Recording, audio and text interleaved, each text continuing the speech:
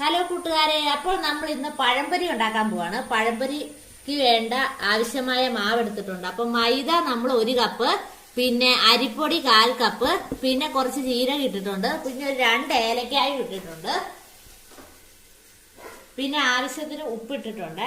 പിന്നെ നമുക്ക് ഇതിലേക്ക് കളറിന് വേണ്ടി ഒരു 1/4 സ്പൂൺ മഞ്ഞൾപ്പൊടി ഇട്ട് കൊടുക്കാം.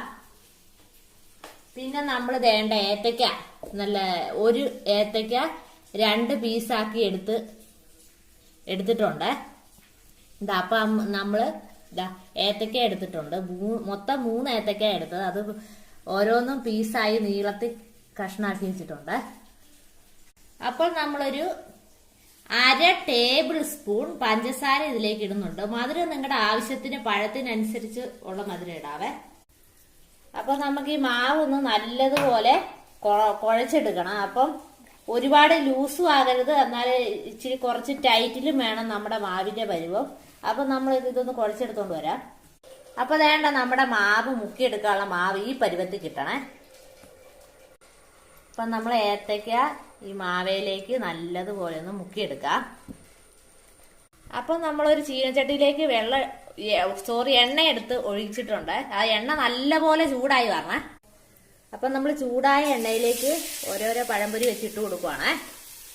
അപ്പൊ വേണ്ട നമ്മൾ 2 പഴംപൊരി ഇട്ടിട്ടുണ്ട്. ഇത് വേണ്ട മറിച്ചിടാൻ പോവാണ്. അപ്പം നമ്മള് ലോ ഫ്ലെയിമിൽ തീ കുറച്ചിട്ടിട്ട് വേണം ഇതിന്റെ അകമൊക്കെ വേവിക്കാൻ. അപ്പൊ നിങ്ങൾ ശ്രദ്ധിക്കുക, എണ്ണ നല്ലതുപോലെ ചൂടായതിനു ശേഷം മാത്രമേ ഇടാവുള്ളേ.